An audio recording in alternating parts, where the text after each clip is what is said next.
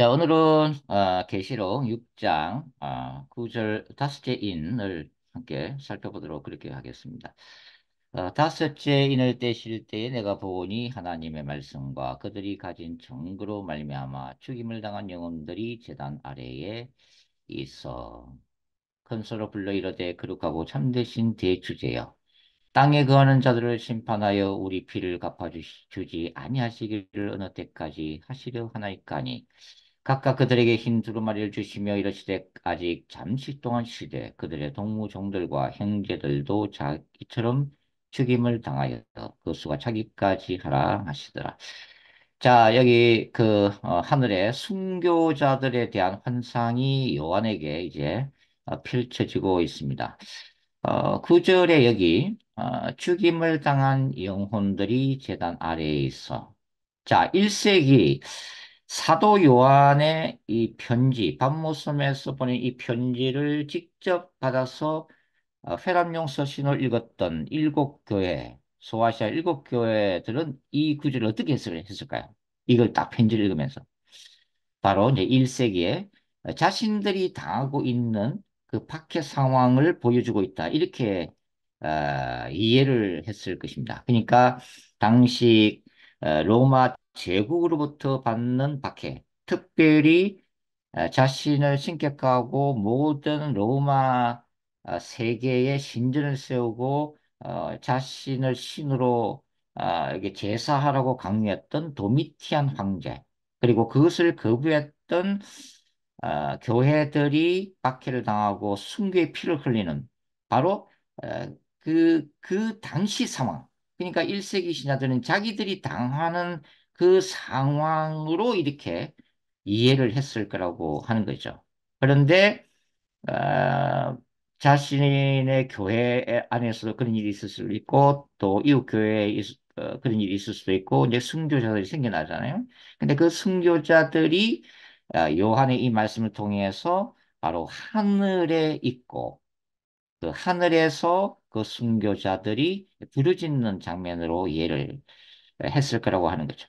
자, 지금 요한계시록을 해석하는 특별히 대부분의 기독주의 주석가들은 대표적인 분이 이제 그레고리 빌 같은 분인데 미국 학자죠, 신학자.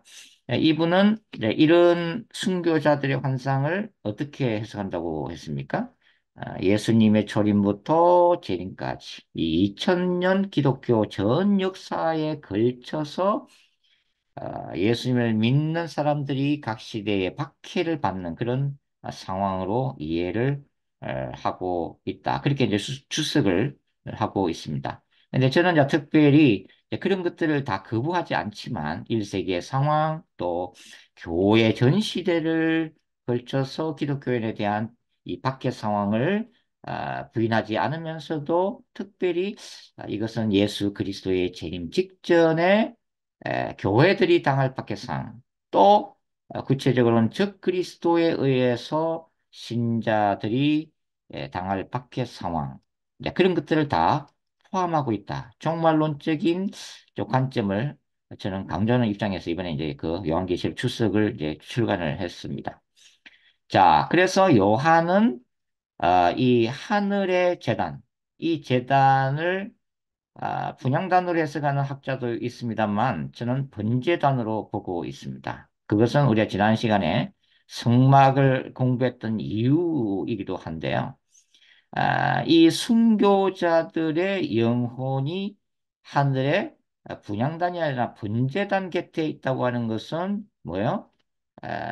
구약 성막에서 또 예수님 당시에 예루살렘 성전에서 그 짐승들이 번제단에서 아, 번제물로 이렇게 드려진 것처럼 순교자들이 자신의 생명을 주님께 바쳤다는 의미에서 왜냐하면 짐승의 피는 번제단 밑에 뿌려졌기 때문이죠. 그래서 이 하늘의 번제단이다. 하늘의 성전. 뭐 하늘 자체가 하나의 성전이죠. 지금 요한의 환상 속에서는. 그리고 그 하늘 번제단 곁에서 순교자들이 있는 그 모습을 발견하고 있다. 그래서 요한의 일어난 환상을 통해서 초대교회 약 250년 동안 걸쳐서 일어났던 이 박해 역사가 역사의 마지막 시점에서 다시 반복될 수도 있겠다. 예수님의 재림 직전에 특별히 적그리스도의 환란기에 수많은 순교자들의 피가 흘려질 수밖에 없다. 이제 그걸 우리가 예상을 할 수가 있겠습니다. 자, 순교자들이 지금 뭐라고 부르짖고 있어요? 10절에 다시 보시면 큰 소리로 불러 이르되 거룩하고 참되신 대주제여 이 땅에 거하는 자들을 심판하여 이 땅에 거하는 자들은 하늘에 거하는 신자들하고는 대조적인 의미라고 그랬죠. 불신자들이죠. 주로 땅에 거하는 자들, 땅에 거하는 자들을 심판하여 우리 피를 갚아주지 아니하시기를 어느 때까지 하시려 하나이까. 그러니까 1세기 상황에서 보면 이 땅에 거하는 자들은 뭐예요? 바로 로마 제국의 박해자들을 의미하는 거죠. 그리고 오늘날 우리가 요한계시록 읽으면 뭡니까?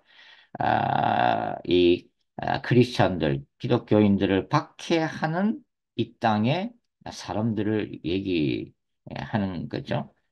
음, 이 심판, 지금 이 순교자들이 소위 말하면 피해 복수를 해달라고 울부짖고 있잖아요. 그죠? 하나님께 피해 복수. 그런데 이러한 그 탄원, 기도가 단순히 순교자들이 자신의 죽은 게 너무 억울해서 뭐 복수해달라. 그런 어떤 의미라기보다는 말 그대로 공의로운 하나님의 심판을 촉구하는 기도다. 그렇게 이제 보시면 돼. 그러니까, 이 하나님의 나라가 그리고 하나님의 통치가, 하나님의 공의가 이 땅에서 하루속히 실현되기를 원하기 때문이죠. 왜냐하면 이 악에 대한 심판은 반드시 이루어져야 되니까. 악에 대한 심판이 이루어져야 그 다음에 뭐가 일어나요? 하나님의 완전한 나라가 도래하기 때문에 네, 그런 거죠. 그래서 이 순교자들이 그렇게 기도를 하고 있다 하는 거죠. 우리가 이제 계시록 뭐 5장 찾진 않겠습니다만은 금대접에 있는 향은 뭐라고 그랬어요? 성도들의 기도다. 그러겠죠. 그 다음에 이제 계시록 8장에 가면은 또 이제 이 중보기도 천사가 이제 땅에서 올라오는 기도와 순교자들의 기도를 합해서 또 드린 장면도 있죠. 자, 이 부분은 이제 계시록 8장에 가서 다시 한번 살펴보도록 그렇게 이제 하겠습니다. 자, 순교자들은 이게 어느 때까지 하시려나니까 이렇게 부르셨습니다. 어느 때까지, 어느 때까지. 지금 사실은 어, 이 세계의 중보 기도자 그리고 정말 성령이 이끄시는 기도를 하는 분들은 이 한식을 지금도 하고 있습니다. 하나님 어느 때까지 어느 때에 주님이 오시려 하십니까? 어느 때에 이 세상의 악이 멈추겠습니까? 하나님은 언제 남북이 통일되겠습니까? 언제 북한 땅에 저 피 흘림의 순교 역사가 종지부를 찍고 김정은 정권이 무너지고 지하의 성도들이 마음 놓고 찬양하고 기도할 수 있는 그날이 언제 오겠습니까? 어느 때까지 주님의 그 심판을 연기를 하시겠습니까? 네, 그런 기도를 하고 있다고 하는 거죠. 어느 때까지. 하나님의 때와 또 하나님의 방법에 의해서 하나님의 역사가 일어나는데 사실 우리는 그 하나님의 때와 하나님의 방법을 알지 못하는 거죠, 우리는. 예. 때와 시한은 하나님께 달린 거니까. 예. 그럼에도 불구하고 이 마지막 때를 살아가는 저와 여러분이 이렇게 하늘의 순교자들이 부르짖는 것 같은 이 기도를 해야 될 필요성이 있다고 하는 거죠. 이게 하나님의 뜻이 하늘에서 이룬같이 땅에서도 이루어지기를 원하나이다. 사실 이 일이 주기도문하고 이 맥이 통하는 기도거든요, 이게. 순교자들의 기도가. 예. 그런 기도가 끊임없이 하늘로 올라갈 때에 하나님께서 그분의 뜻을 이룬다 하는 거죠, 이게. 그래서 이 기도가 참 중요하다. 순교자들, 1세기의 순교자들도 그렇고 기독교 2000년 동안에 이 예수 신앙 때문에 피를 흘린 순교자들도 마찬가지고 결국은 예수님을 자신의 생명보다 더 사랑했던 사람들이 바로 순교자들입니다. 사실 인간은 그 순교라고 하는 이 죽음에 대한 두려움은 다 있잖아요. 그죠?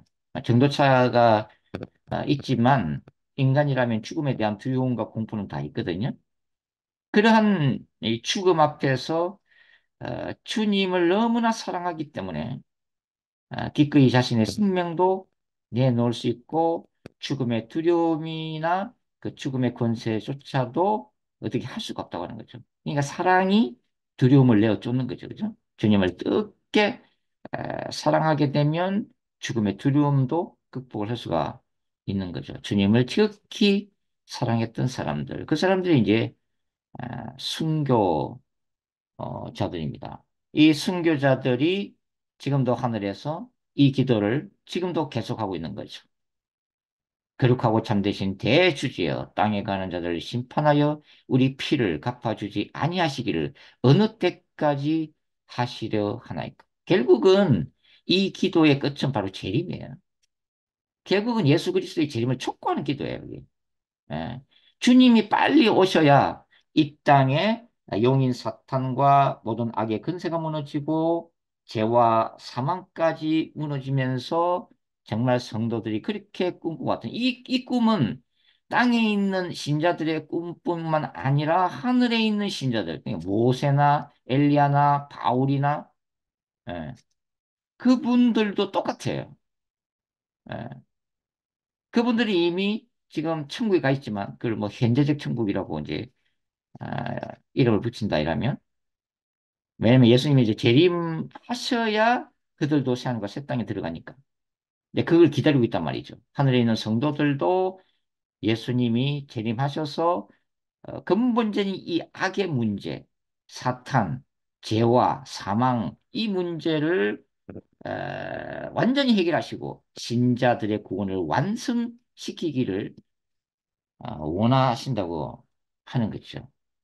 순교자들이 그렇게 하늘에서 지금도 기도하고 있다. 그래서 아, 순교자들이 기도하고 있다면 또 땅에 있는 우리는 무엇을 기도해야 하는가의 문제도 우리가 생각해 볼 필요가 있다고 하는 거죠. 지금 지난 시간에 말씀드린 바와 같이 가장 중요한 것은 자신의 거룩이다. 회개 기도라고 하는 거죠. 예수 그리스도의 보혈로 끊임없이 자신의 더러워진 세마포를 날마다 빨래하고 세탁하는 것. 가장 우선적인 문제입니다. 그 다음이 바로 공동체를 위한 기도죠. 교회를 위해서 기도하고 나라와 민족을 위해서 기도하고 그 다음이 세계적이고 우주적인 기도죠. 이 땅의 전쟁이 속히 멈추기를. 그죠? 그리고 지옥불로 던져진 수많은 영혼들이 예수 그리스도의 복음을 통해서 구원받기를. 지금 뭐 하마스도 뭐 어느 분이 간증을 했습니다만은 예? 가자 지구에 예수님이 나타나셨죠. 꿈에 나타나셨죠. 꿈에 나타나서 복음을 전하시고 그래서 예수 믿는 그런 초자연적인 기적들이 일어나고 있습니다. 무슬림 세계도 마찬가지예요. 무슬림에도 우리 선교사님이 공개적으로 전도하기가 힘들잖아요. 무슬림 세계에서는. 그러니까 이 예수님이 또 천사가 직접 무슬림들의 꿈에 나타나서 복음을 믿게 하는 그래서 예수 그리스도를 영접하는 이런 초자연 역사가 지금도 일어나고 있는 거죠. 바로 그러한 역사들이 계속해서 일어나기를 우리가 기도해야 한다고 하는 것입니다. 자, 그래서 이러한 순교자들의 이제 기도는 나중에 이제 계시록 8장에 가면은 땅에서 올라오는 성도들의 기도 합쳐서 주님께 드려지고 나중에 응답이 되어집니다. 그게 이제 계시록 17장, 18장 가시면 음녀 바벨론이 심판 받는 그 장면에서도 그 기도의 응답이 예, 나타나고 있다고 하는 거죠. 그리고 이러한 기도의 응답으로 이제는 하나님이 종말론적인 심판을 쏟아붓기 시작하십니다. 예, 그게 계시록 8장이거든요. 바로 7개의 나팔 재앙을 쏟아붓습니다. 자, 7개의 나팔 재앙. 이제 뭐 다다음 주 되면은 이제 조금 그런 걸 이제 본격적으로 말씀을 드리려고 하는데 세계적으로 일어나고 있는 이러한 재앙 이미 어, 마태복음 24장의 종말론에서 예수님이 말씀하신 재난은 이미 시작되었다 하는 거죠. 예. 근데 그러한 재앙들이 일어나는 예언은 크게 두 가지입니다. 불신자들한테는 뭘 보여주는 거죠? 이 쓰나미나 대지진이나 이 엄청난 이 폭풍, 뭐 폭염, 폭우, 뭐 엄청난 뭐 이 사건들 그 앞에서 뭘 지금 예수님이 메시지를 보내고 있는 거예요? 인간이 이러한 재난 앞에서 할 수 있는 게 아무것도 없다는 거죠. 그만큼 인간은 무력한 존재라고 하는 것입니다. 그래서 이러한 역사들, 이러한 재앙들 앞에서 마음을 낮추고 살아계신 하나님을 인정하면서 예수 그리스도를 믿으라고 하는 예, 우상을 숨기는 것을 내려놓고 이제는 겸손히 복음을 받아들이라고 하는 왜냐하면 그보다 더 큰, 그보다 더 힘든, 그보다 더 고통스러운 지옥의 심판이 곧 시작되기 때문에. 이제 그걸 경고를 하고 있는 거죠. 그럼 신자들한테는 어떤 메시지를 주는 거예요? 마지막 때의 징조를 읽으라 하는 거죠. 마태복음 24장 우리가 공부했듯이 깨어 있으라는 거죠. 무화과 나무의 열매의 징조를 읽으라고 하는 것입니다. 이런 장들을 보면서 주님이 문 앞에 지금 가까이 와 계신다는 걸 신자들이 깨달아라 하는 거죠. 자, 여기 하늘의 순교자들의 환상에서 또 하나 이제 주목할 만한 것은 바로 11절이죠. 각각 그들에게 흰 두루마리를 주시며 이르시되 아직 잠시 동안 쉬되 그들의 동무종들과 형제들도 자기처럼 죽임을 당하여 그 수가 차기까지 하라 하시더라. 순교자들의 수가 채워질 때까지 이 땅에서는 순교의 피는 흘려져야 된다고 하는 거죠. 우리가 이해할 수 없는 부분이죠, 그죠? 그러나 이 말씀에서 우리는 예수님이 재림하기 직전까지는 순교자들은 계속해서 생겨날 것이다. 그 순교자들의 피는 계속해서 흘려질 것이다. 그러나 그 순교자들의 피가 주님의 보좌 앞에 채워지면 주님은 재림하게 되신다고 하는 거죠. 그게 우리가 다섯째 인을 뗄 때에 보여진 이 순교자들의 환상에 대한 핵심적인 내용입니다. 그 다음에 이제 여섯째 인을 이제 보도록 할 텐데요. 제가 이제 부조론할 때 그때 몇 번이나 말씀을 드렸기 때문에 뭐 다 이해를 하고 계실 줄로 믿습니다만 12절 보시면 내가 보니 여섯째 인을 떼실 때 큰 진이 나며 해가 검은 털로 짠 상복같이 검어지고 다른 온통 피같이 되며 하늘의 별들이 무화과 나무가 대풍을 흔들려 수리은 열매가 떨어지는 같이 땅에 떨어지며 하늘은 두루마리가 말리는 것 같이 떠나가고 각 산과 섬이 제자리에서 옮겨짐에 자 이러한 현상들 우주적인 대변혁 이 사건은 바로 예수님의 재림 직전 또 예수님의 재림과 동시에 하늘과 땅을 뒤흔드는 아, 대재앙이라고 이제 말씀을 드렸습니다. 그래서 예전에 이제 이렇게 요한계시록을 강의하거나 설교했었던 분들 중에는 이 부분을 이 부분을 이제 차례대로 그냥 특히 이제 세대주의 종말론에서는 차례대로 이렇게 쭉 그냥 일어나는 걸로 보다 보니까 이제 이 부분을 예전에 이제 그 뭐 예루살렘의 레드문이라고 이 달이 피피스로 변하는 그런 현상들이 예루살렘에 몇 번 일어났잖아요. 이제 그 사건으로 막 이렇게 이때가 바로 그때다 뭐 이런 식으로 이제 해석하는 걸 제가 들은 적이 있는데 사실은 이제 이 성경적으로 보면은 이제 그걸 의미하는 것은 아닙니다. 왜냐하면 이 부분이 제가 몇 번 말씀드렸다시피 구약 성경에서 특별히 예언서에서 특별히 열두 소선지서에서 이 기록되어 있는 여호와의 날이라고 그랬잖아요. 여호와의 날. 그죠? 해가 검어지고 달이 피같이 변하며 하늘의 별들이 떨어지는 현상. 이건 구약에서부터 예고되었던 여호와의 날은 뭐라고 말씀드렸습니까? 이스라엘에 대한 궁극적인 구원과 이스라엘의 대적에 대한 궁극적인 심판의 날이 바로 이 여호와의 구약에서 여호와의 날인데 이제 신약에 오면은 바로 이 날은 바로 예수님의 재림의 날이다. 그렇게 말씀을 드렸습니다. 이러한 재앙들은 우주적인 파멸입니다. 우주적인 파멸. 예.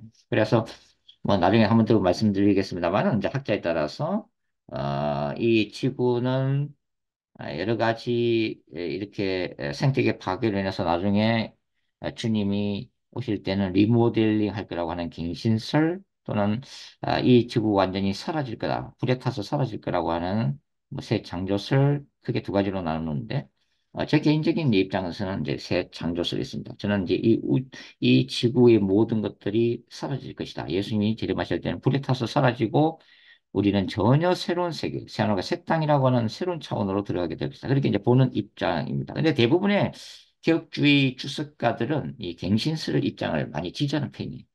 왜냐하면 이제 하나님이 창조하신 이 피조 세계를 하나님이 포기하실 리가 없다. 이제 그런 또 차원에서 여하튼 그것은 뭐 아, 크게 뭐 이제 이 요한계시를 어떻게 해석하느냐의 관점이니까 그냥 참고로만 알고 계시면은 되겠습니다. 여기서 이제 우리가 조금 볼 부분이 이제 15절 말씀 보시면, 이 예수 그리스도의 재림의 날에, 15절 땅의 임금들과 왕족들과 장군들과 부자들과 강한 자들과 모든 종과 자유인이. 자, 이거는 이제 불신자들이에요. 불신자들인데, 요한은 일곱 그룹으로 나누고 있습니다. 임금, 왕족, 장군, 부자, 강한 자들, 모든 종, 자유인. 네, 일곱이라고 하는 숫자. 예, 완전수 7에 맞춰서 이 땅의 불신자의 모든 사회 계층을 총망라하는 표현을 쓰고 있죠. 예수님의 재림 때는 복음을 거부했던 불신자들에게는 준엄한 심판의 날입니다. 그래서 엄청난 두려움과 공포 가운데 떨게 되죠. 16절 산들과 바위에게 말하되 우리 위에 떨어져 보좌 앉으시니 얼굴에서와 그 어린 양의 진노에서 우리를 가리라. 그들의 진노의 큰 날이 일어서니 누가 능히 서리요. 예, 울부짖으면서 이게 숨을 곳을 찾지만 숨을 수가 없죠. 그래서 이 통곡하고 저주하고 후회하면서 공포에 휩싸이는 모습이 여기에 이제 기록이 되어 있습니다. 자, 그래서 이 요한계시록 이제 6장이 이제 여기서 여섯째 인을 띄는 것으로 끝나는데, 그 다음에 이제 7장으로 넘어가잖아요. 7장으로 와서 이제 14만 4천과 허다무리 장면이 나오는데, 제가 이미 구조론에서 말씀을 드렸다시피, 원래 6장 뒤에는 몇 장이 온다고 했죠? 8장이 와야죠. 왜? 지금 여섯째 인이 떼어지는 것을 끝났으니까, 순서대로 하면은 일곱째 인이 떼어져야죠. 8장 1절. 일곱째 인을 떼실 때. 그러니까 6장 뒤에 8장이 바로 와야 맞다는 얘기예요.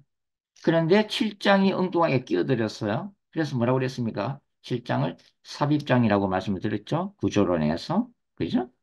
그러니까 요한계시록을 해석하기가 힘든 이유가 이렇게 차례대로 쭉 하면 좋은데 갑자기 7장이 끼어드니까 이해를 좀 하기가 힘들단 말이죠. 그러면 7장이 끼어드는 이유를 뭐라고 설명했어요? 바로 예수 그리스도의 재림이라고 하는 이 여섯째 인을 떼는 상황에서 불신자들 울부짖는 누가 능히 서리요? 설 수가 없단 말입니다. 그 정말로 이 심판 앞에서 지옥의 영원한 행벌이 기다리고 있기 때문에 감당을 못하는 거죠. 그런데 이런 불신자들과 대조해서 그럼에도 불구하고 주님의 보호자에 능히 설 수 있는 사람들이 있다는 의미에서 7장에서는 바로 종말론적인 하나님의 백성들을 속이라고 있는 거죠. 제가 구조론에서 이미 말씀을 드렸습니다. 그래서 7장 8절을 제가 그때 말씀드렸죠. 일 후에 내가 보니 각 나라와 족속과 백성과 방언에서 아무도 능히 설 수 없는 큰 무리가 나와 흰옷을 입고 손에 종려가지를 들고 보좌 앞과 어린야 앞에 서서라고 되어 있죠. 능히 설 수 없는 자들과 능히 설 수 있는 자들을 대조시키는 거예요. 예. 그래서 7장의 환상이 6장 뒤에 이제 이렇게 배치가 되어졌다 하는 것을 이해를 하시면 되겠습니다. 자, 요한계시록 이제 7장을 들어갔다. 오늘 뭐 7장까지는 좀 끝내려고 하거든요. 제가 끝내려고 하는데, 자, 7장 해석에서 가장 논쟁이 되는 게 뭐죠? 7장 해석에서. 자, 여기 이제 7장 1절부터 뭡니까? 음, 지금 14만 4천, 이제 8절까지로, 이제 7장 1절부터 8절까지가 14만 4천에 대한 부분이고, 그 다음에 9절 후반부, 9절부터가 흑암물이잖아요. 그래서 14만 4천과 흑암물이가 나오는데, 이 14만 4천과 흑암물의 관계가 뭐냐에 대한 논쟁이 이제 7장에 요한계시록 해석함에 있어서 논쟁거리가 되는 거죠. 자, 세대주의 종말론에서는 주로 어떻게 해석하고 있어요? 뭐 세대주의 종말론이 아니더라도 또 일부 목사님들은 어떻게 해석하고 있어요? 여기 나오는 14만 4천은 이 마지막 때 유대인 전도자들이다. 그죠? 어, 예, 문자적으로 해석해야 된다. 이렇게 보고, 그 다음에 9절 이하에 나오는 이 흑암무리는 그 유대인 전도자 14만 4천이 복음을 전하면서 추수하게 되는 이방인들에 대한 것을 말하는 것이다. 이렇게 이제 보고 있습니다. 그런데 제가 드리고자 하는 말씀은 참 그렇게 보기가 좀 힘들다 하는 거예요. 그래서 그것을 이제 이 시간에 조금 한번 아, 살펴보도록 그렇게 하겠습니다. 자, 요 7장 전반부의 14만 4천과 후반부의 흑암 무리와의 관계. 이것은 동일한 무리로 봐야 됩니다. 동일한 무리다. 그 왜 동일한 무리로 보는가? 왜 동일한 뭐 보는가? 여기 이 7장의 이 흑암 무리, 7장의 흑암 무리 무리가 이 보시면 음 11절 모든 천사가 보좌와 장로들과 내 생물의 주변에 서 있다가 보좌 앞에 엎드려 얼굴을 대고 하나님께 경배하매. 자, 여기에, 크다한 무리가 지금 서 있는 어떤 그 장소라고 해야 될까요? 하늘의 보좌와 장로들과 내 생물의 주위에 서서 구원의 노래를 부르고 있습니다. 나중에 계시록 14장을 이제 나중에 읽어보시면, 예, 14장에 쭉 읽어보시면, 거기도 유사한 구절이 나오는데, 14장, 잠깐 뭐 눈으로 확인해 보죠. 뭐. 여러분 한번 보세요. 그냥. 14장 3절 보시면, 14장 3절. 그들이 보호자과 내 생물과 장로들 앞에서 새 노래를 부르니 땅에서 속량함을 입은 14만 4천 밖에는 능히 이 노래를 배울 자가 없다. 그러니까 계시록 7장에서는 흐다 무리가 보호자과 내 생물과 장로들 앞에 서 있고 14장에 가면은 14만 4천이 보호자과 내 생물과 장로들 앞에 서 있습니다. 똑같아요. 위치가. 똑같은 물이라는 것을 지금 의미를 하고 있다고 하는 거죠. 그리고 14장에서는 새 노래로 부르고 있고, 그 다음에 7장에 오면은, 무슨 노래 부르고 있어요? 10절에 보면, 구원하심이 보좌 앉으신 우리 하나님과 어린 양의 있도다. 이 구원의 노래를 부르고 있죠. 근데 본질적으로 똑같은 노래야. 새 노래가 바로, 어, 궁극적으로 구원해 주신 하나님에 대한 찬양가거든요. 그러니까 새 노래의 내용이 7장 10절이에요. 구원하심이 보좌에 앉으신 우리 하나님과 어린 양의 있도다. 이 내용이라는 거죠. 그게. 그래서 이 14만 4천과 허다무리를 별개의 서로 다른 그룹으로 해석을 하기가 좀 그렇다 하는 거죠. 자, 두 번째 이유는 이 크다 무리가 큰 흐단 무리가 어디서 나와요? 7장 14절. 내가 말하기를 내 주여 당신이 아시나이다 하니 그가 나에게 이르되 이는 큰 환란에서 나오는 자죠. 큰 환란. 이 흐다 무리가 큰 환란에서 나오는 자들이에요. 큰 환란. 자, 요한계시록에서 큰 환란하면 뭘 얘기하는 거죠? 나중에 계시록 13장으로 넘어가면은 적 그리스도의 대환란기를 얘기합니다. 예. 이 큰 환란인 것은 적 그리스도의 통치기를 통과한다고 하는 거예요. 예. 그런데 여기 제가 구조론에서 이걸 말씀을 그때도 한번 드렸는데, 14장, 자, 이걸 좀 이해하려면은 12장을 한번 보세요. 12장. 다시 한번 리마인드를 시켜드리겠습니다. 계시록 12장을 입혀서 보세요. 계시록 12장의 제일 마지막 구절이 17절이죠. 요한계시록 12장 17절. 용이 여자에게 분노하여 돌아가서 그 여자의 남은 자손 곧 하나님의 계명을 지키며 예수의 증거를 가진 자들과 더불어 싸우려고 바다 모래 위에 서 있더라. 자, 여자의 남은 자손, 이 종말론적인 하나님의 백성들이에요. 교회예요. 근데 용인 사탄이 이 교회와 싸우기 위해서 어디에 서 있죠? 바다 모래 위에 서 있죠?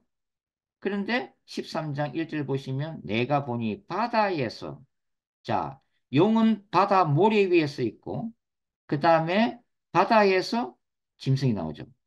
이게 연결된 거란 말이에요. 그래서 구조론에서 제가 말씀드렸던 게 뭐냐면 12장과 13장은 하나로 봐야 된다. 분리해서 보면 안 된다. 두 개가 연결돼 있다.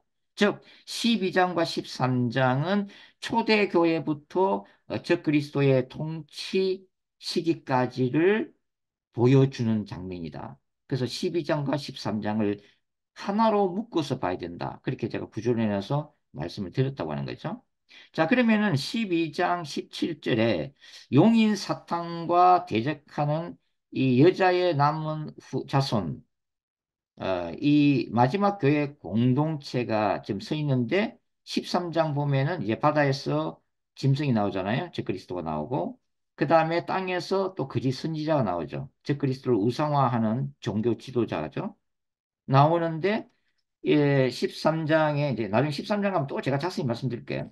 이제 지금은 또 이제 이건 조금 이제 전체 그림을 말씀을 드리는 겁니다. 여기 보면 또 13장에 또 짐승의 표를 받지 않으면 다 죽임을 당하잖아요. 그럼 짐승의 표를 받지 않고 죽는 사람이 누구예요? 그 12장 17절이죠. 그 여자의 남은 자손들이죠. 예수 계명을 지키며 예수의 증거를 가진 자들이잖아요. 12장 10절. 이 사람들이 13장에 가면은 성도들이고 이 사람들이 짐승의 표를 거부하면서 뭐요? 죽임을 당하는 거예요. 이해가 되시죠? 죽임을 당한단 말이에요. 예? 예. 그럼 짐승의 표를 받는 사람들은 누구예요? 사탄 숭배자들이죠. 그죠? 예. 사탄을 받아들인 즉 그리스도를 경배하는 자들이란 말이죠. 그러니까 두 종류의 백성이에요. 예수 그리스도를 순교하기까지 따르는 무리들과 그 다음에 사탄을 추종하는 무리들. 그두 그룹밖에 없어요. 이게. 예, 그렇다 이러면은 여기에 14장에 14만 4천 14만 4천의 이마에 어린 양의 이름과 그 아버지 이름을 쓴 것이다. 이게 제가 구조론할 때 말씀을 드렸는데 중요하기 때문에 다시 리마인드 시켜드리는 거예요, 지금. 자, 13장에서 짐승의 표는 오른손이나 이마에 표를 받게 하죠.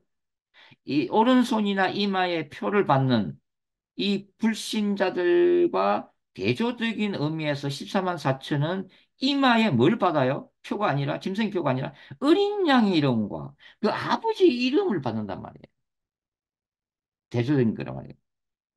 그렇다면은 14장 여기에 짐승의 표를 받지 않고 이마에 어린 양의 이름과 아버지의 이름을 간직하고 있는 이들이 누구예요? 13장에서 보면 이들이 바로 성도들이죠.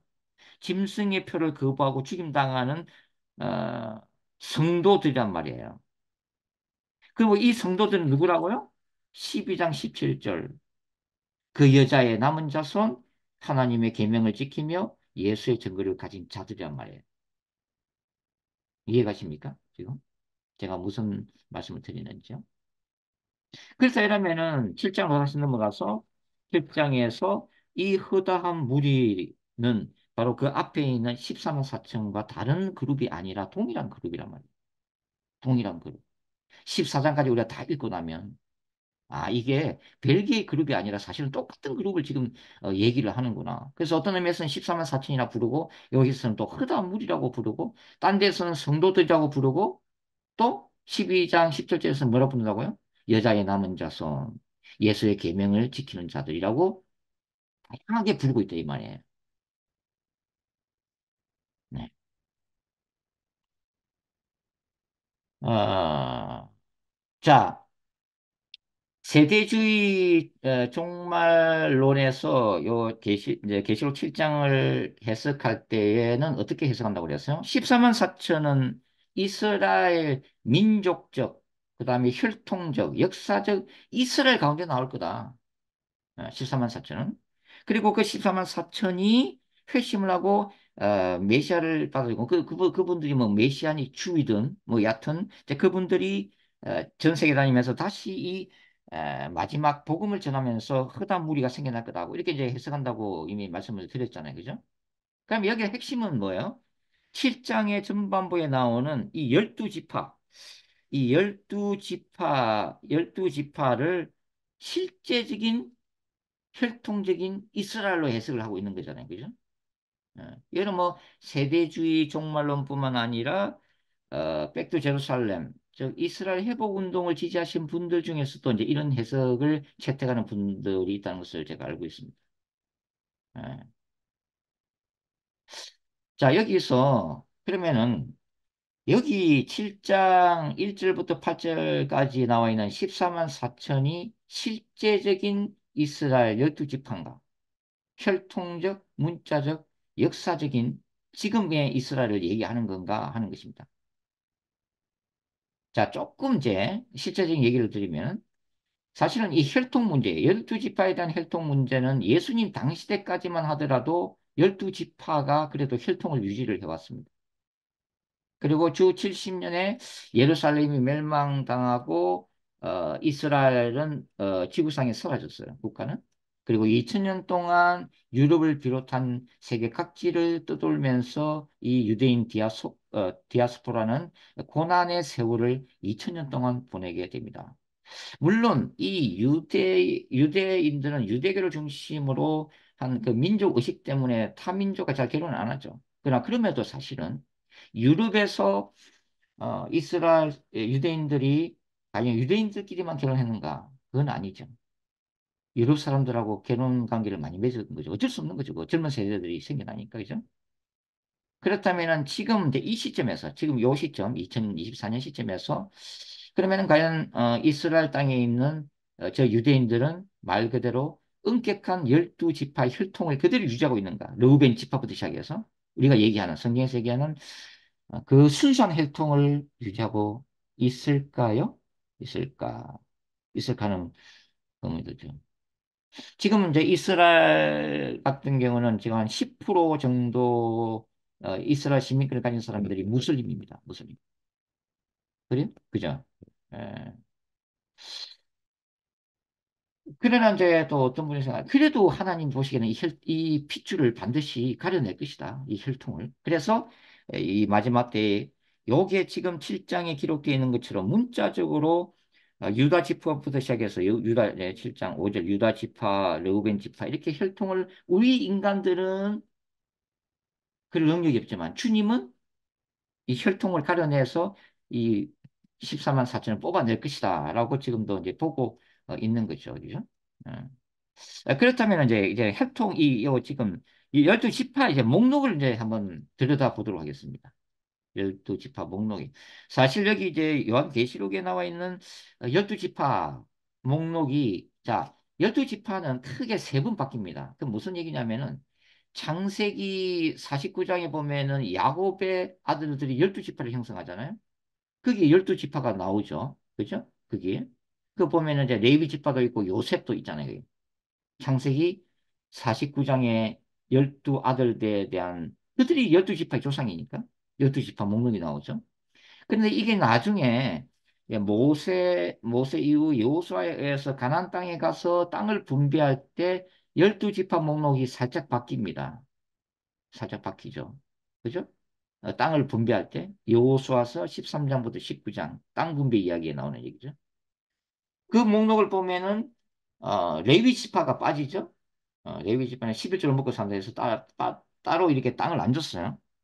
레위 지파가 이제 빠지는 것을 볼 수 있는데 근데 지금 요한계시록 7장에 나 있는 12지파 목록은 또 그때하고 틀려요. 목록이. 예? 자, 여기서 제가 이제 결론만 지금 말씀드릴게요. 너무 복잡하니까. 자, 요한계시록 7장의 목록에는 단 지파와 에브라임 지파가 빠져 있습니다. 왜 단지파와 에브라임 지파가 빠졌었을까? 뭐 아무도 몰라요. 다만 추측하기는 뭐냐면 단과 에브라임 지파는 역사적으로 우상 숭배를 하게 됩니다. 나중에. 단 지파도 우상 숭배에 빠지고 에브라임 지파도 우상 숭배에 빠져요. 그래서 여기 요한계시록에서 계시록 2장과 3장에서 계속 이긴 자를 강조했잖아요. 이긴 자, 이긴 자. 하나님의 순수한 군대로서의 이긴 자.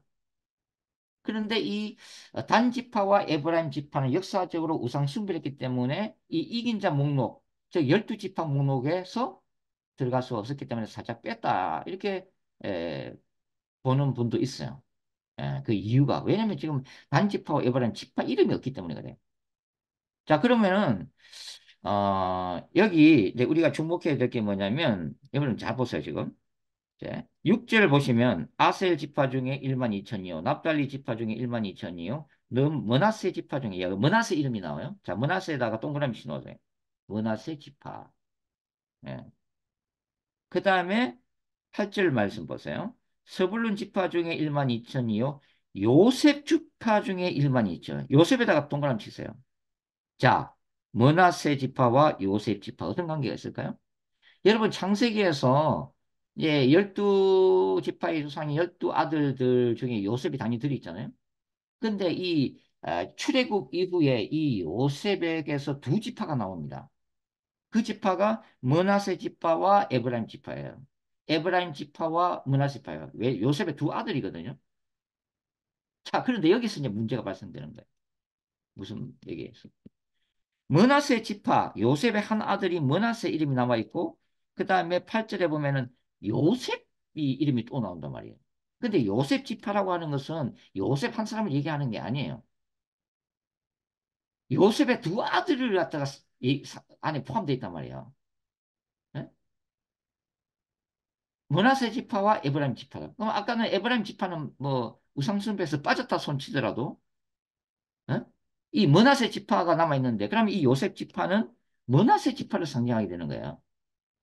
근데 이미 머나스 지파는 6절에 이미 나와 버렸잖아요. 지금 제가 얘기하는 의도를 따라오고 계시죠. 결국은 뭐냐면은 지금 지파가 중첩이 되어 버렸단 말이에요. 중복이 됐다, 중복. 만일에 진짜 지금 이스라엘 중에서 혈통에서 뽑아내야 된다 이라면은 굉장히 곤란한 일이 생겨요. 왜? 지파가 중첩이 되니까. 따블이 돼버린다면. 그 어떻게 혈통, 거기서 지파를 뽑아내겠어요, 이게. 지파가 중첩이 돼버리는 거죠. 자, 그래서 여기 나오는 요한계시록에 나오는 12지파가 문자적이나 역사적 혈통적인 12지파로 보기가 힘들다는 이유입니다. 이게 사실. 이것은 우리가 요한계시록에서 이 환상을 기록할 때 12지파라고 하는 그 상징성을 강조하기 위해서예요. 이게 어느 지파 이게 중요한 게 아니라 12지파라고 하는 12개의 지파 그 자체가 중요하다 하는 거예요. 이게 상징적인 의미로 봐야 된다 하는 거예요. 논리적인 의미로 보면. 혈통으로 보면은 따블이 되니까, 혈통이 따블이 돼버리니까. 어. 자, 그리고 여기 이제, 12,000명이라고 하는, 이 지파, 이제 12,000명이 지금 뭐 뽑잖아요. 그죠? 각 지파, 중에서 이제, 어, 어, 지금 뽑는데, 이 1만 2천, 각 지파마다 1만 2천을 이제 뽑아내잖아요. 그죠? 그래서 14만 4천이 되는데, 이 1만 2천이라고 하는 또 의미가 우리가 어디서 찾을 수 있냐면 민수기에서 찾을 수가 있습니다. 이 부분은 중요하니까 여기만 한번 찾아보도록 할게요. 자, 민수기를 한번 찾아주세요. 민수기를 보시면, 민수기 31장에 보시면, 여기 31장, 4절 이제 앞에 보면은 미디안과의 전쟁을 위해서 이제 군대를 소집하는 장면인데 4절 보시면 이스라엘 모든 지파에게 각 지파에게 1,000명씩을 전쟁에 보낼지니라 하며 각 지파에서 1,000명씩 이스라엘 100만 명 중에서 12,000명을 택하여 무장을 시킨지라. 각 지파에서 문자적으로 1,000명씩 뽑아가지고 문자적인 12,000명을 특수부대를 편성했어요. 12,000명을 뽑았단 말이에요. 정병이에요. 특수부대예요. 이스라엘 100만 명 중에서. 이게 선택된 하나님의 군대예요. 12,000명이라는 숫자가. 그걸 지금 요한은 계시록 7장에서 그걸 말하고 싶었던 거죠, 이게. 하나님의 환상 속에서.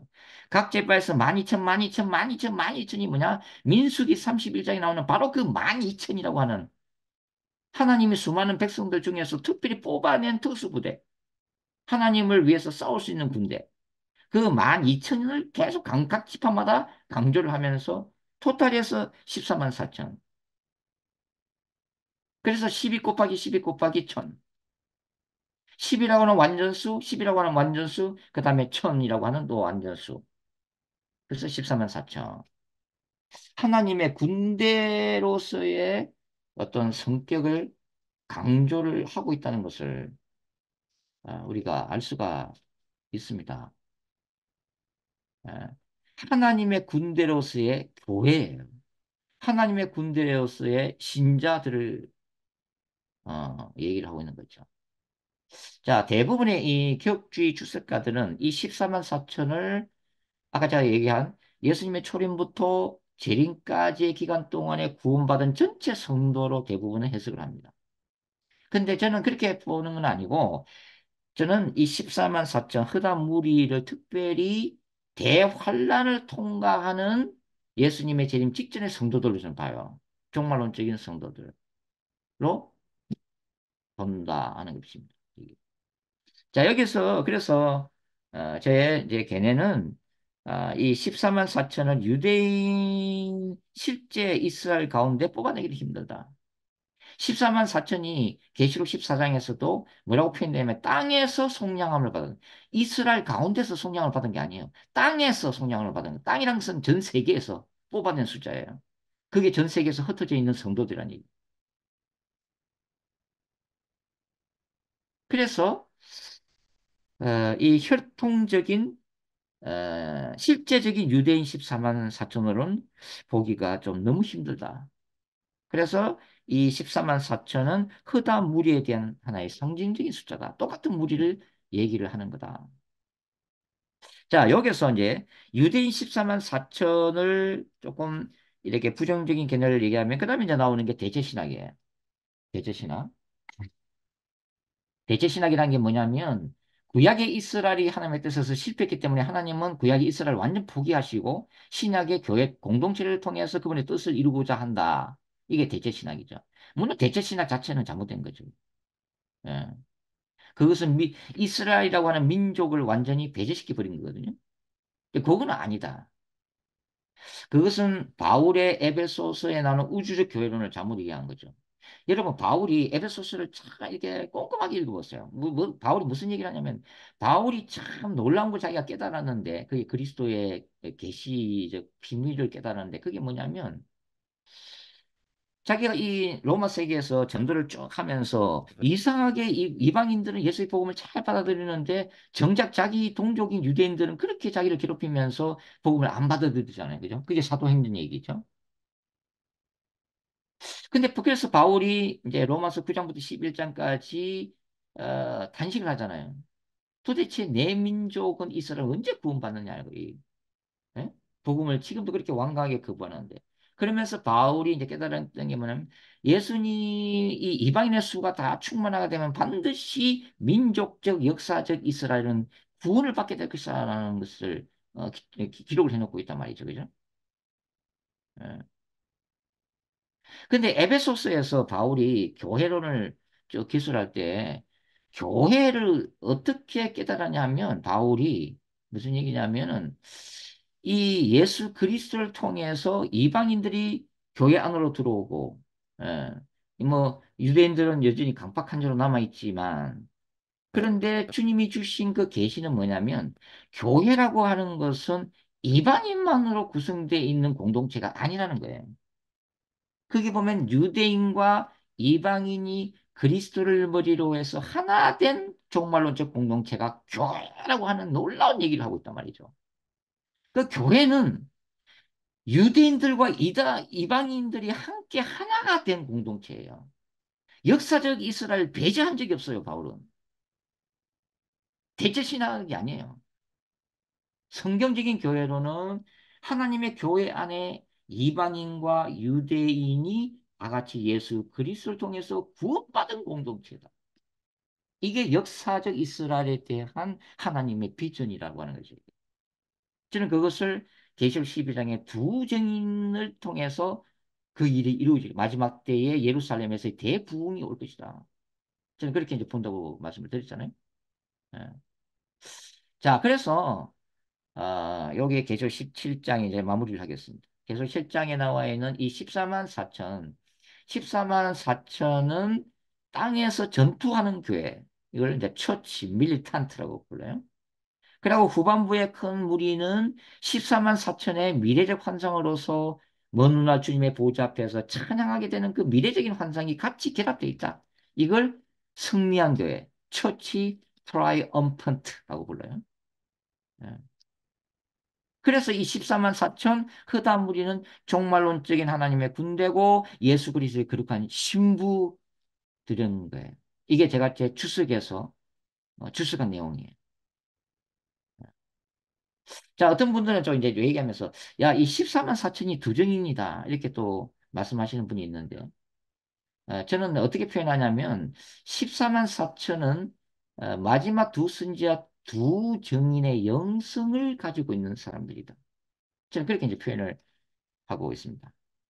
자, 그 다음에 이제, 이 지금 신약의 교회, 신약 교회가 이방인들만 이루어진 교회가 아니에요. 신약의 교회라고 하는 것은 유대인과 이방인이 같이 있어야 교회인 거예요.